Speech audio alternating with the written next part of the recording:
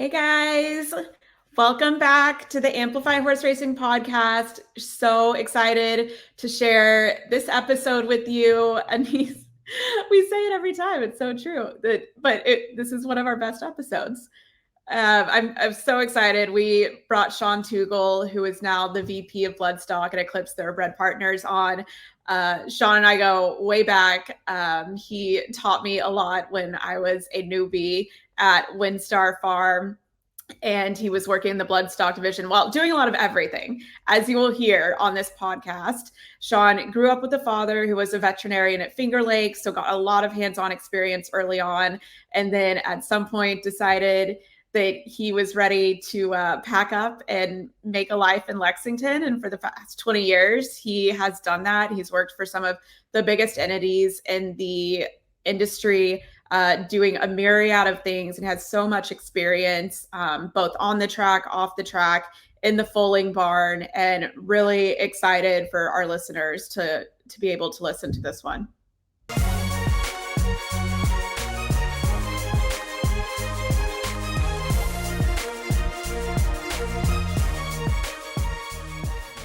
We are so excited today to welcome Sean Tugel, the VP of Bloodstock at Eclipse Thoroughbred Partners, to the Amplify Horse Racing Podcast.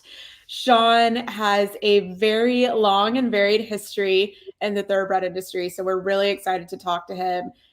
So Sean, just a little bit about you. We go way back a little bit.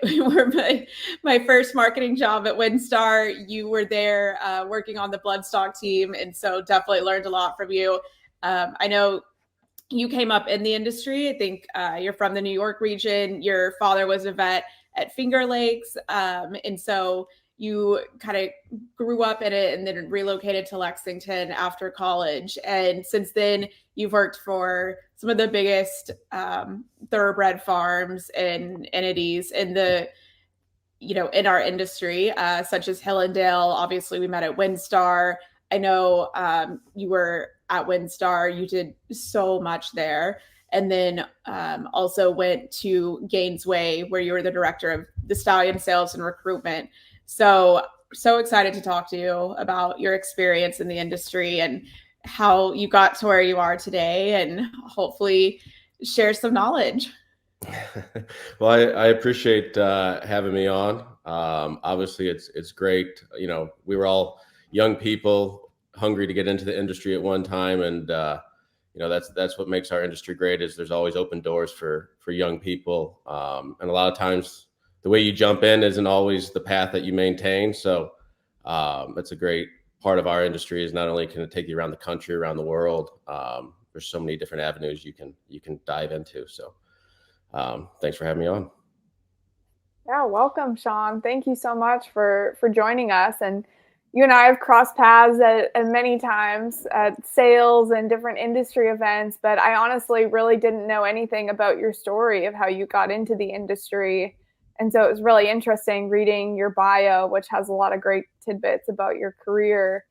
And, Caitlin had mentioned that your dad was a vet. You grew up in New York. It sounds like you went to Finger Lakes quite a bit. So talk to us about your journey into the industry and, some of those early experiences of shadowing your dad and being around the track at Finger Lakes. Yeah. So, I think everyone has a story of how they got in. I was just a young kid that, my dad was a partner in a vet practice at Finger Lakes Racetrack. He practiced there for about 35 years. So as long as I was a kid, he was there at the racetrack, and that meant he was gone a lot of days during the summer. So, it was always fun when we might be able to go up and visit him and grab an ice cream cone or something, watch a race or two from the backside. Never got to go front side, but always got to go backside, and you'd hear the jockeys, yakking and whatever they might be saying going into the turn. So that was a cool way to kind of experience it and to see it from the backside aspect, the care of the horse, being a son of a veterinarian, you get to see somebody, treat a sick horse and make him better. So as I got older, I got to spend a little bit more time, wintertime when there was no racing. He did a lot of layup work. Jimmy Bond still had his farm in Western New York, the Rochester area where Finger Lakes is from. So I remember as a kid going to his barn on the backside of Finger Lakes, and then he got Mrs. Payson as a client. and moved off to the NYRA circuits, but he would lay up his good horses over the wintertime sometimes at his farm. So like horses like Will's Way, Barons, some of these horses my dad would take care of. So I'd like go and, watch bandage changes and do things.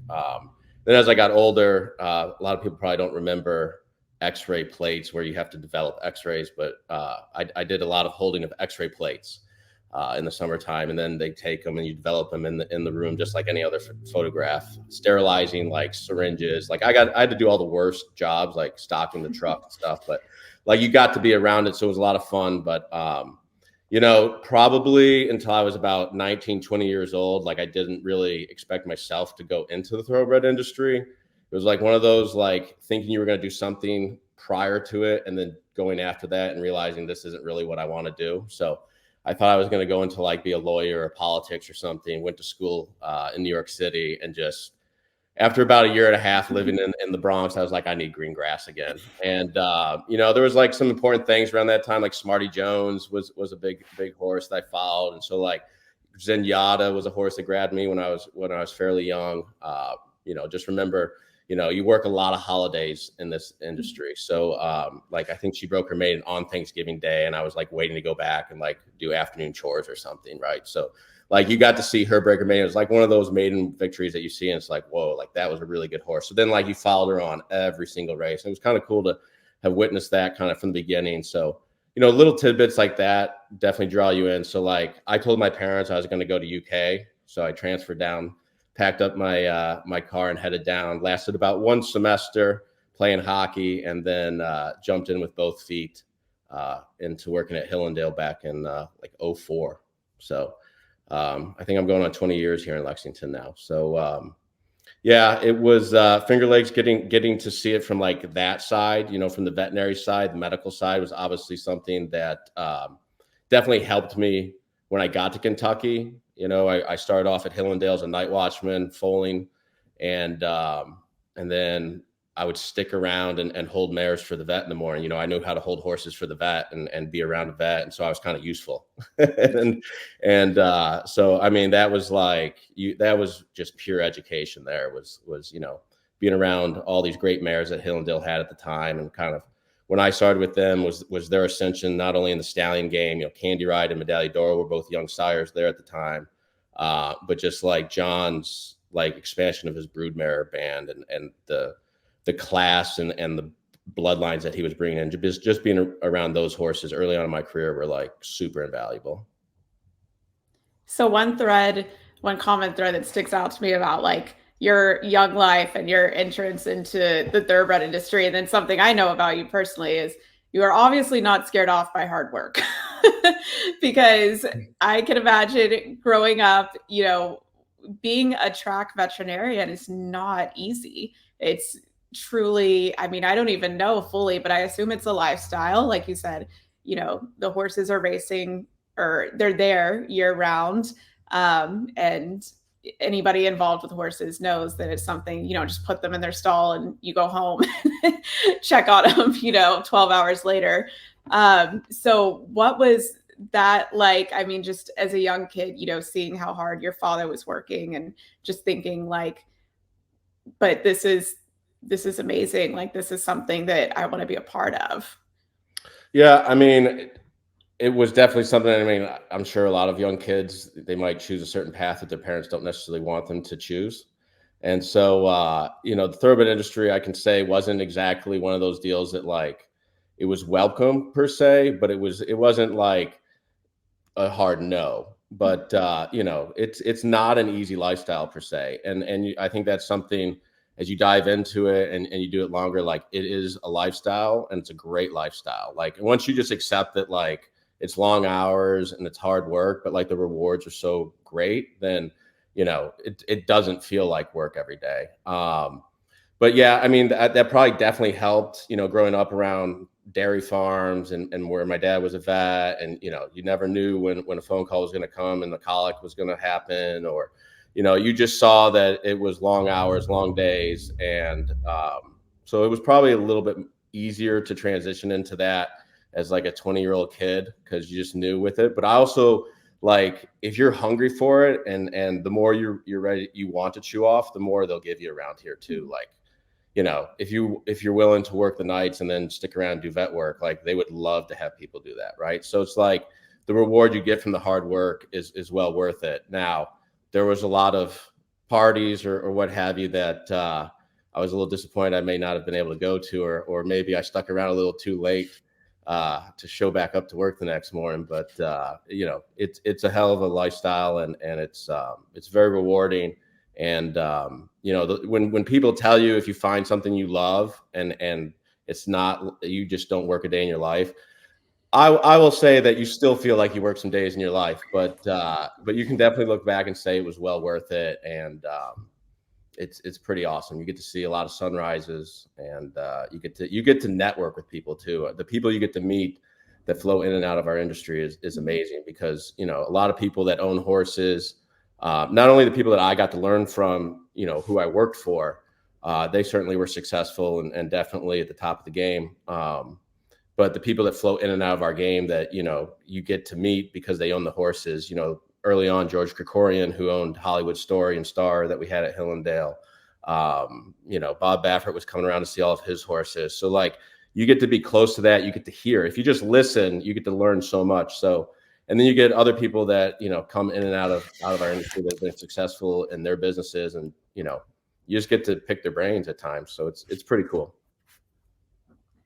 So, Sean, when you decided to make that pivot from the law and politics route into the equine industry, was there an aspirational job that you had in mind that you thought, well, I'm going into the thoroughbred industry, this is what I want to be someday? Or how did you choose the pathway that got you to where you are now?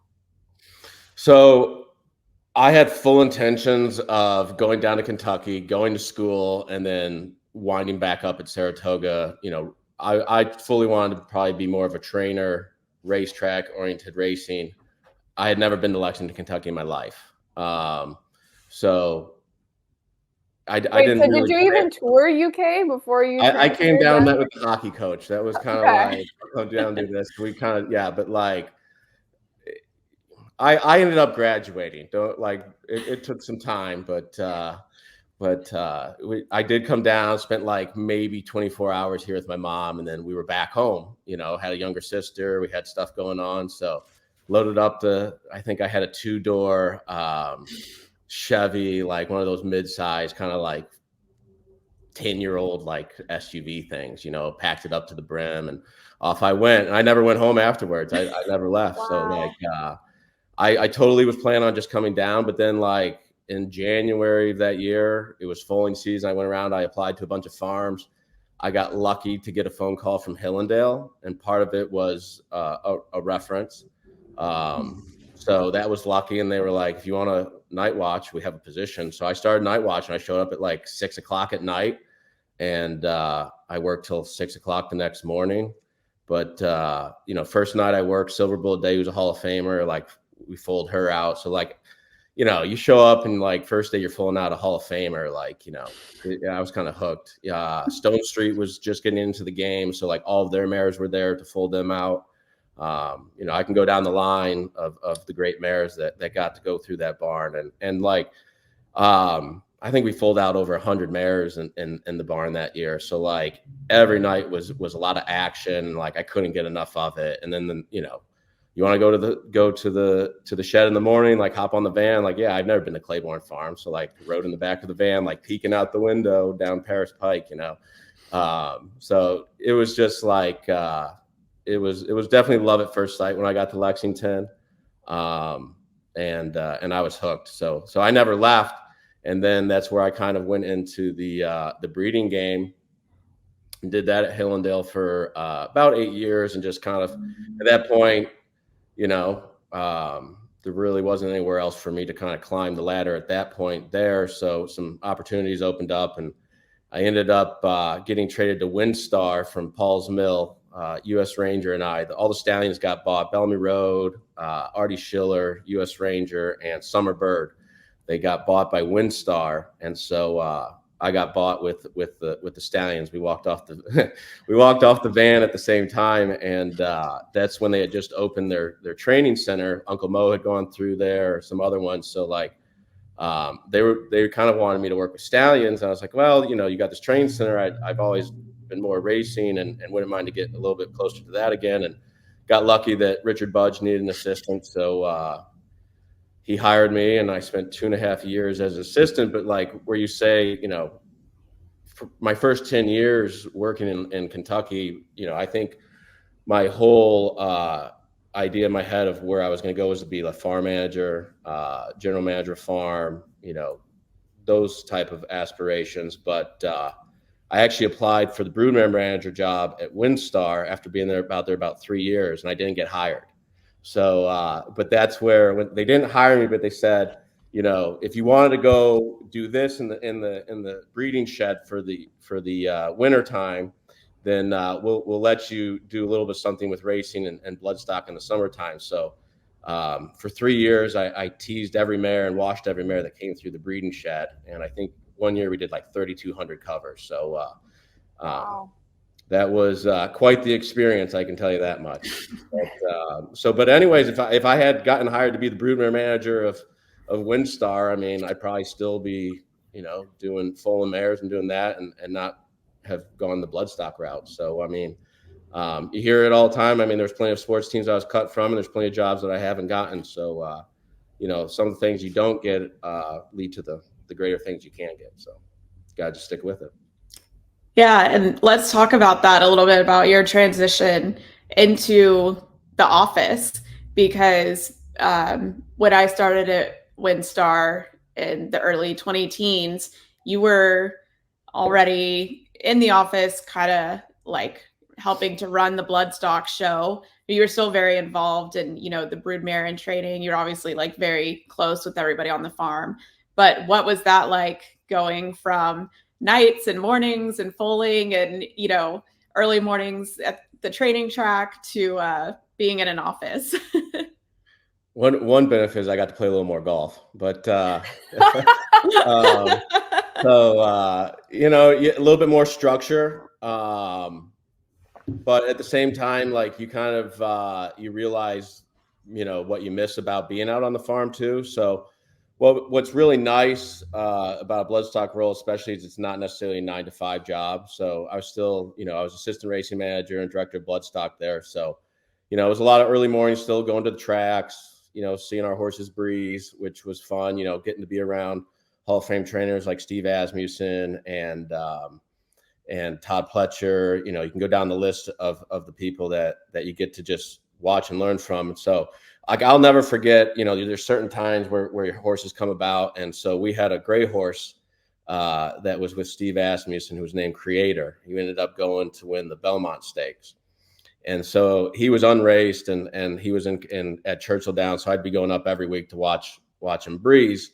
And, one of the first weeks I was up there, and I was like terrified, Steve Asmussen, am I allowed to, make sure Elliot calls and, he make sure, this guy just isn't showing up on the doorstep at 5:30 in the morning, so got to, be alongside him, watch these breezes, but like Creator breeze, but then this Chestnut colt breeze, and he was walking the shed with him, and he's like, this Candy Ride colt can really run. He's like, this horse can run. So like, I'm like, oh, so like he would breeze the same day every week as Creator. So like I'd watch this horse and I bet on him first time, which was nice because he kind of was a little under the radar. I think he went off like 4 or 5 to 1, but he won easily, but it ended up being gun runner. So like, it's just like this little unassuming chestnut that kind of like walked around. So I got like 3 months before anyone knew who Gun Runner even was. It was kind of fun to watch him breeze in the mornings, and it was definitely worth getting up at 4:30 in the morning to get to Louisville. So that made the trade-off, the being able to go back and relax in an office the rest of the day wasn't a bad trade-off for getting up at 4:30 in the morning. But the other thing was it made me really, you learn how to, cold call. Cold calling in this business is a good trait to have. And whether it's a handshake, going up and meeting somebody at a sale, at a race, picking up the phone to call a breeder because maybe that mare can go to a stallion that you think works well. You just never know what those things can lead to. Sometimes they lead to really good jobs. Sometimes they lead to good bloodstock deals. But you gotta turn over every stone in this business. That's for sure. Caitlin and I have talked with other guests on this podcast about the importance of still being able to pick up the phone and have that, in person, face to face, or over the phone relationship rather than emailing or sending a text to people. And I'll say one of the things that we've noticed through Amplify, and not to sound like, kids these days can't call people on the phone, but there is still so much value to picking up the phone and having an actual conversation with someone. And I think that sometimes gets overlooked at times. So I'm glad that you highlighted the importance of the relationship building in the industry, and probably how that's really helped you in the progression of your career over time too, in developing that skill. Yeah, it's definitely been invaluable. It can be nerve-wracking at times. That's for sure.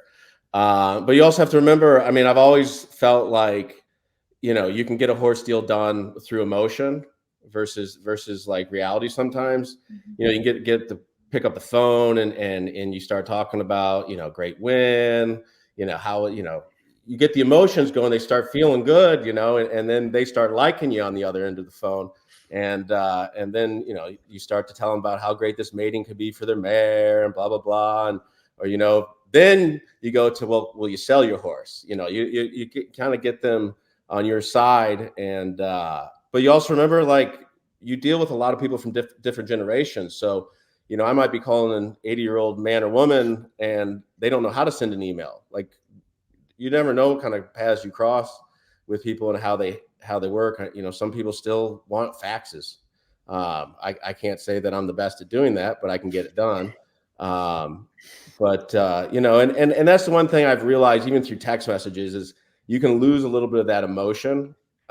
People can, their emotion is going to translate that text. So, you might get started on the wrong foot.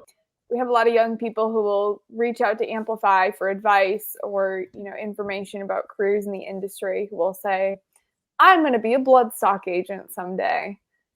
And I think they frequently see this kind of glamorous aspect to it. Like, yes. Yeah, I'm going to learn about pedigrees and I'm going to buy horses for people and it's going to be really easy. And they think they're just going to walk in and be the big shot, right? Yeah, they're just going to walk in and find that one horse and it's going to be all smooth sailing from there. But here you're now, VP of Bloodstock for one of the most successful, racing partnerships in the US, and you have years of hands-on experience and, waking up at 2 a.m. to foal mares and being at the track by 5:30 a.m. to watch horses breeze. How have those years of the in-person and hands-on experience contributed to what you're doing now? Well, our industry and being around horses and buying horses is the easiest thing you can do in our industry. So that's why you see a lot of people buy horses, and then after a while, when they don't buy very good horses, they don't have anything to fall back on. And listen, clients come and go in this business very quickly. Our industry is supported by discretionary income for the most part. So if people don't want to keep spending the money, then you may not have a job. But experience, whether it's getting the phone call that a horse is colicking, getting the phone call that the horse is hurt at the track, having a mare rush to the clinic because of a dystocia when a foaling doesn't go right, conformational issues, working with a blacksmith when they come and trim foals every 2 weeks.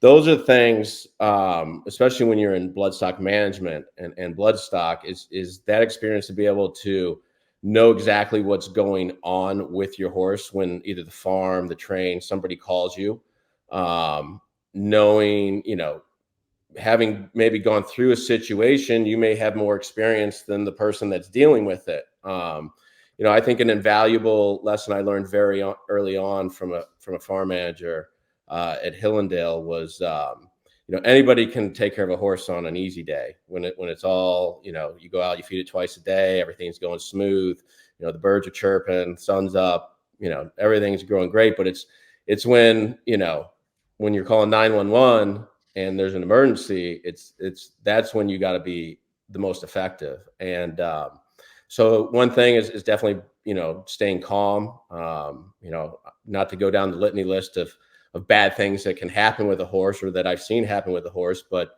they do happen, and you have to take it in stride. But if you're the person there who's handling the situation, making the calls, it's a whole lot easier and a whole lot better if you've been around it before and seen it. And sometimes it's being emotional support for the person that's doing it as well, right?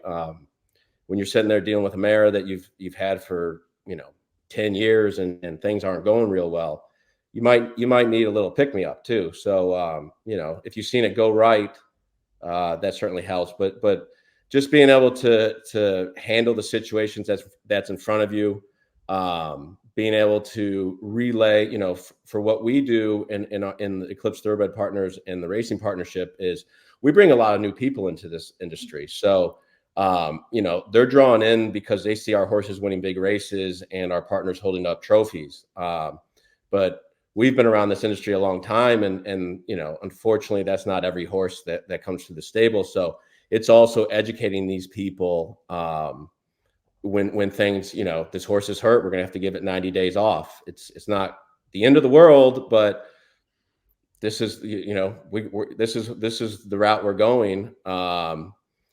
And so being able to relay that effectively and in an educational way is always, that's experience can't replace that. So that's a great point, that the importance of experience in like how that plays into your communication and how you relay and educate others about what's going on is just so invaluable. So that's really interesting to hear.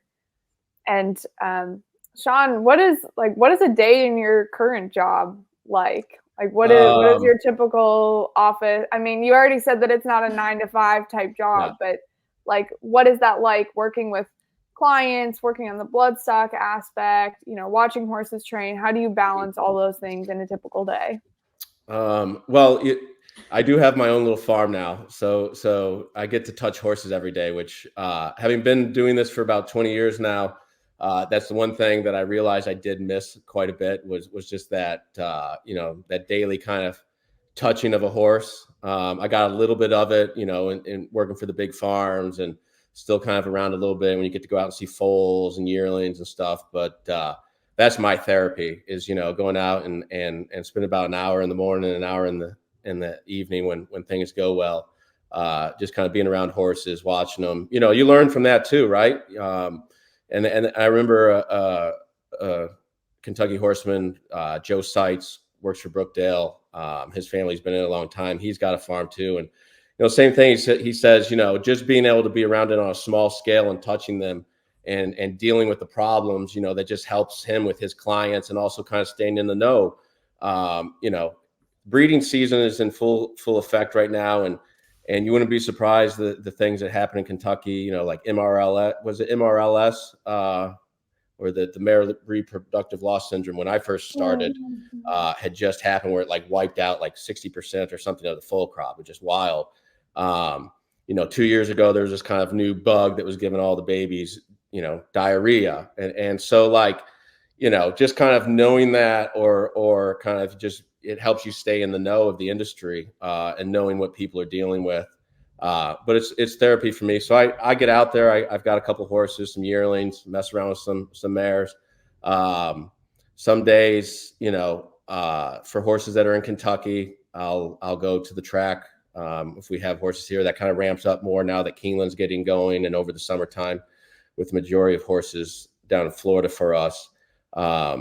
But it's, I've got 2-year-old sales going on right now. So I'll go down to all those. I go down to Ocala, starting December, about once a month. I'll start to go down to see all of our 2-year-olds, see how they're progressing. Again, it's communicating with the people that you entrust to deal with your horses, keeping an eye on them. I'm not going to say keeps them honest, but it keeps everyone on the same page, right? So I do believe when you see a horse every single day, you might not see the subtle changes every once in a while. So going there once a month, communicating with our excellent pre-trainers that we have, and like Susan Montaigne, Maida Murphy at Bridlewood Farm, Ocala Stud, the O'Farrell family. They're excellent at what they do. And just going down and seeing, they might be contemplating something to say, yeah, let's give that horse 30 days off. We should do that. We're totally cool doing that. Like where some clients may not, they want to run quicker.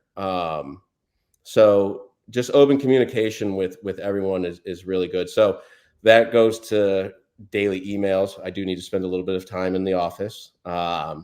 And then we try to really over communicate to our partnership group. So this time of year, I'm going out to see all of our new foals, checking our yearlings because yearling placement will be going on soon for the yearling sales. Deciding, are we going to race this horse? Are we going to sell this horse? So just getting out and about and seeing some people, but we got chain dragging to do. We've got mowing to do. All the things that the big farms do, the small farms do too. So it changes every day, which is the great thing about the thoroughbred industry is just get up and enjoy it, because every day really is different, and the horses give you everything and tons. So do you have a lot of staff on your farm, or do you do a lot of the hands-on stuff yourself as well? I have a staff of one myself. So you are very hands-on. Yeah. My wife, who's a veterinarian, she will come out and help me with some eye ointments or some shots every once in a while.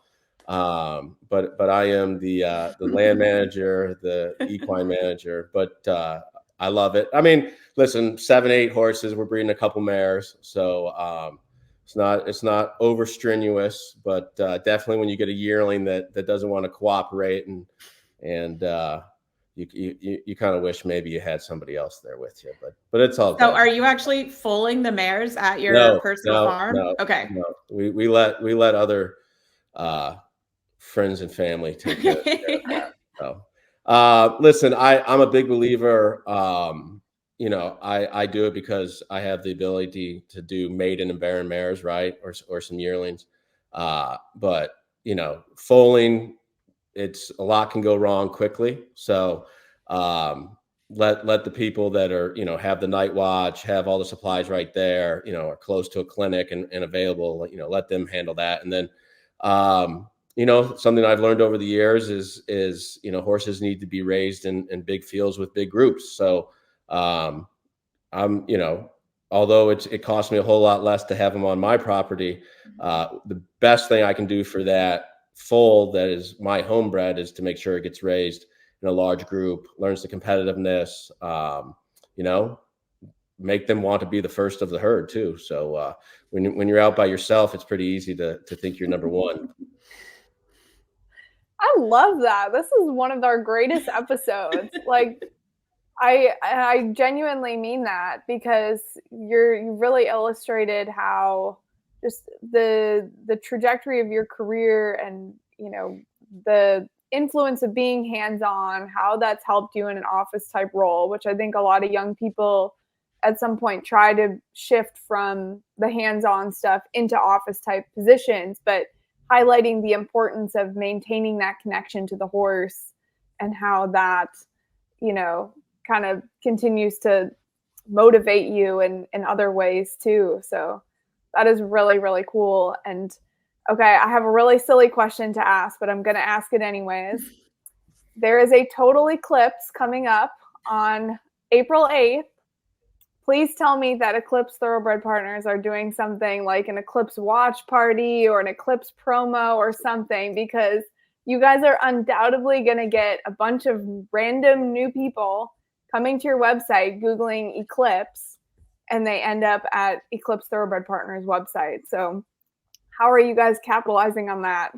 Well, that not all that information necessarily feeds down to the bloodstock department. That would rest with Kelsey Hughes and Aaron Wellman. They are the inventive group of our small group. I'm sure there's going to be something. Aaron's a master at spinning all of that fun stuff into our group and everything. Unfortunately, the path of totality doesn't come too close to us. So I don't see him flying in from San Diego for any song and dance per se, but I definitely think we'll be highlighting it, and it'll be a fun little play, probably in the newsletter for sure. Well, I will say my mother is flying down from Fargo, North Dakota, because it's just a quick 3-hour drive north of Lexington to be in the the path of totality. So if anybody wants to road trip with the Montpleasure family, there you go. They are invited. I just want to make sure I have my glasses. I don't want to be the guy that looks up in the sun and next thing you know, my retina burns your retinas. Yeah.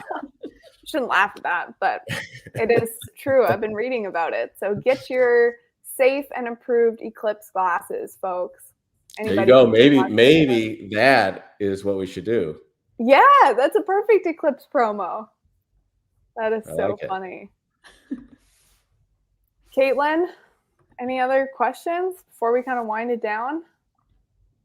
Are you bringing up your daughters in the industry? My daughters have a pony, thanks to their mom. My daughter's 4th birthday is opening day at Keeneland. She's already requested to go.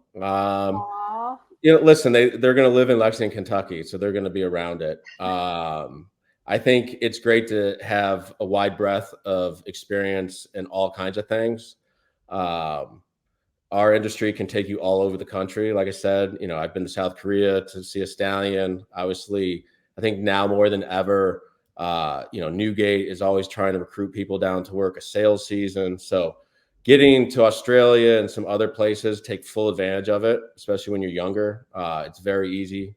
If you can lead a horse and take care of a horse, you can do it anywhere in the world. So you can use that to travel. But I would suggest, always finish school. I would like, not to sound like the Progressive commercial, but it's definitely valuable. You can always rely on it. But I think, as somebody who kind of was like not pushed away from the industry, I think when as a kid, like the harder you're pushed away from something, kind of the more you want it. So we'll see. I mean, listen, I got to do parenting, right? So, I mean, we're going to try to keep all the bad decisions at a minimum, but well, you already said pony, and I'd rather maybe want to like, pin hook a yearling instead of get into the show jumping world if you had to have. Oh my gosh. When you said South Korea, Sean, I had this memory of, it must have been pre-COVID, of running into you in the middle of the Atlanta Hartsfield Airport. You were coming off the train, and I was getting on. I think I was heading to like a Breeders' Cup win-in-your-in race somewhere, and I just like briefly passed on. He was like, I'm going to South Korea for 36 hours. I don't know if you remember that. I don't remember running into you. It was pretty wild. It was pretty wild. So it was a Sunday. I was at Keeneland watching Breezers. Take Charge Indy had gotten sold to the That's right. Korean That's racing. who it was. Mm-hmm.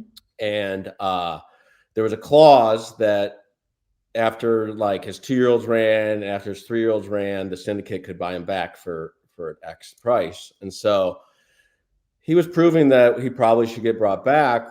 But there was still like 90 to 120 days before we even had to like put in this, request that we're going to bring the horse back. Right. But in the place that we worked, in their fashion, we can do it now. So I was due to go on vacation that Friday. And so Sunday, I was told you can get to South Korea and back in time. I was like, okay. So I know nothing about how to go to Korea or anything. So June Park, he's a Korean who lives here in Lexington. He was able to help because I was originally going to go to a place called Jeju Island, which I was told like that's where the main breeding portion was, because it was like I was supposed to kind of go incognito and show up to like inspect this horse. Like this isn't going to go good. And so luckily I didn't end up going there because the horse was like at the other farm, which was inland. And so so I guess I saw you on the way there. I flew like Monday, got down there at midnight, loaded a plane, 14 hours to South Korea, got off there the next day, which would have been like Wednesday their time at like 4 a.m. Luckily, somebody picked me up. We ended up going to the Korean Racing Authority. It was like 9 a.m. by the time I got there, and Seoul, South Korea, which, I mean, I'm just a kid from Avon, New York, where like we've never graduated over 100, right? So like you go to a place that has 10 million people, you're like, this is a big city. Like I'm glad somebody pointed me in the right direction here. This would have been bad. And so get over to the Korean Racing Authority. They're not overly pleased that I'm there to come bring back maybe one of their better stallions that they've ever had in Korea as a young horse. So I go with like an intern on like a 4-hour drive south of Seoul. Go see the horse. It takes about 15 minutes to see the horse. I had to have another cup of coffee. It's very respectful to have a cup of coffee. So I think I was on about 20 cups of coffee by the time I got back to the hotel that night. Got back in the car. Rush hour in Seoul is just outrageous. Got back to our hotel by the time like 10 o'clock that night, I think. Had enough energy to order a cheeseburger, of all things, from room service. And then the people that were doing the importing and exporting, they took me to a nice lunch, and I was back at the airport the next day at 4 o'clock in the afternoon. Wow. And was back in Lexington by like 6 p.m. Thursday, I think it was. So, and how long's that flight? Neat. 14 hours each way. Okay. Wow. So it was really, really neat to go to South Korea, and like it looks like an awesome place to go and see the racing. Mm-hmm. And they've done a great job, but it was really neat to go see their breeding facilities and their training facilities. What they're doing is really cool. And obviously their breeding program, didn't really get started until like 46, 47, after World War II. So just that's kind of crazy when you think about they've had a couple Breeders' Cup starters and stuff. That's really only about 4 generations of breeding. So I would love to go back where I could actually see it and experience it. But it was wild. It's just one of those stories that the horses bring into your life. So it's just one of many, that's for sure. An adventure only the thoroughbred industry can take you on. Yeah. That is amazing. That is so funny. Sean, what are you most excited about for this year? Whether it's racing, your own farm, Eclipse, your daughter. Yeah, I want to know. I definitely want to know what's next. What's the next, 5 to 10 years look like? Well, I'm loving Eclipse. So hopefully, we can continue to grow Eclipse. Aaron and his partner, Brian Spearman, have done an unbelievable job. Obviously, Kelsey's been there from day one. It's what they do is incredible. And what they've been able to accomplish, over 20 grade 1 wins already. So hopefully I can just be part of that team and help pad the stats some more. It's a great company to work for. I hope Aaron doesn't listen to this too closely, but it's unbelievable to have a boss that lives, in a different time zone out in San Diego. So, but he trusts me. At least you got to have responsibility in this industry. But so I hope, we've got some 2-year-olds that are really exciting. But we do more than just racing. We've got a boutique broodmare band. So we've had a couple homebred winners for our partners this year. It's kind of fun where our partners get to experience racing a horse and then going through the breeding process, seeing this horse from day one, watching them grow, and then, watching them win a race. It's the full process. It's awesome. And then we've got a couple of young stallions that we're invested in, Independence Hall at Windstar, his first yearlings, and then Aloha West, who we won the Breeders' Cup Sprint with, his first foals are hitting this year. So seeing all those foals hit the ground, that's when the dreams begin, right? So, anytime a new foal hits the ground, you never know if that's the Oaks or the Derby winner or something that, is just one of those that you get to watch. I mean, like Indian Blessing was a horse that was born and raised at Hillendale when I was there. And like, I personally don't remember this, because of just the busyness and everything. But the guy we're working with, he swears to this day that she was born in the field, and we brought her in the muck tub. Like he went out, instead of carrying him, you put him in the wheelbarrow and brought her into the barn, and next thing you know, she's 2-year-old champion. So, wow. Those stories, I mean, it's pretty cool when you get to work with horses. Like I said, Silver Bullet Day, the very first day I got to full the mare, and being around Azeri and Madcap Escapade, and then going through the Triple Crown with Justify. And, last year we won 2 grade 1s with Locked and Candied, Fall Stars weekend at Keeneland. It's you just want more of it because it tastes so good, right?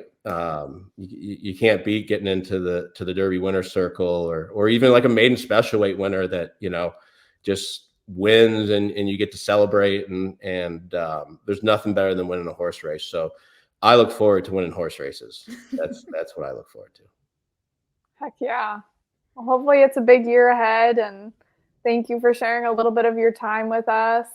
And I actually hope that Aaron listens to this episode because it was awesome. And, yes. And I'm curious, just one more thing before we wrap up. I do want to know a little bit, like on the Eclipse side, and talking about bringing your clients full experience through the breeding to the, winner circle, hopefully. Like collectively, your clients, what does their experience with horses range from? Oh, that's a great question. I mean, it ranges from 0 to people that are big owners in our game that own 100% of horses. Aaron's done an unbelievable job building our brand. And so, partners like Gary Barber and Robert LaPenta, Madacat Stables, we have a lot of people that we team up with. And then you get people that maybe they're just a $2 gambler, or they grew up in Lexington or Louisville, and they watched it from afar, but never, had the ability to get into it until now. All over the country too. We have Canadian partners. We've got people from the middle of, the country that don't have a racetrack within 1,000 miles of them. But what they all share is they all share a love for it. They all share a real interest for it. They want to learn about it, and they want to experience it. So, we always try to remember, we basically go into it like, not to speak for everyone in our company, but we kind of go into it like nobody has any experience, and it's our job to help, educate them on our industry, our business, how it all works, the process, the good, the bad. And, also we focus on aftercare a lot too. It's not only do we breed horses, but we also take care of horses that have been through the stable. So we have a Blue Moon aftercare program that every horse in our stable feeds into. So there's always that capital available, if we see a horse that we need to go and find a better situation for. So some become broodmares in our broodmare band, and some we will donate to new vocations, or they become track ponies. But, not only is there responsibility as an owner to the horse when it's on the racetrack, but there's also a responsibility for that horse. It's aftercare has come a very long way, even since I've been in the industry. But, it's a big part of it. And these horses, they live a long time, and they bring, like I said, some people will have stories, and you see photos of people that have had a retired racehorse in their backyard basically as just a pet for 15, 20 years. But, that 15, 20 years of that horse's life, what he gave to that person is invaluable. So these horses, they give everything to us on the racetrack. So we always try to give it back to them too. Sean, do you ride? I should have asked that earlier, but you've done all these other things. Like, do you have there are some pictures of me from back in the day and on some ponies. But at about 23, 24 years of age, I lost all confidence on the back of a horse. I mean, I'll go on a trail ride or something, like a bomb-proof pony, but I feel like I'm 1,000 feet in the air. I don't know what it is, but I have no fear of them on the ground. But I put one foot in the stirrup, and it's like, oof, I guess maybe it's just getting old. That's fine. Everybody's got their thing and their niche in the industry, and riding is not for everyone. But I do love that you touched on all of that, though, because I think it Yeah. is so important, and as we were discussing at the beginning, education is a big part of why we do this podcast, and educating not only young people, but anybody interested in learning more about the industry. Education was, when I first started at Windstar, I didn't have much experience in the industry, and truly being educated is what has kept me, thriving and learning and like hungry to stay in the industry. It's constantly learning. And I think it's so important, and it does such a justice to our sport to constantly be bringing people in and, educating and showing them the good and the bad. And, but just, the realities of what it takes to work around horses or to own horses, to be with horses.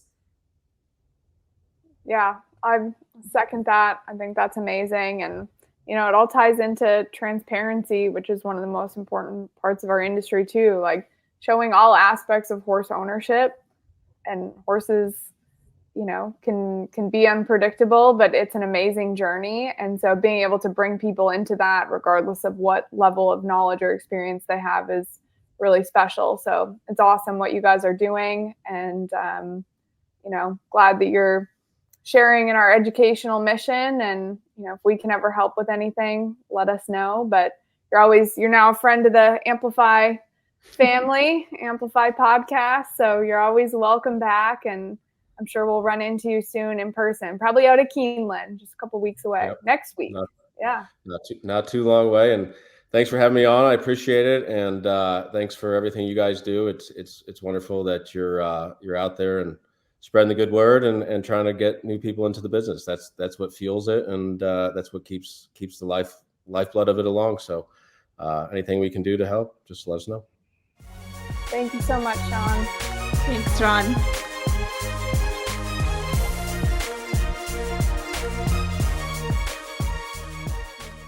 You can talk about the weather for the first couple of minutes before you dive into a horse. Sorry, my college diploma just fell on me.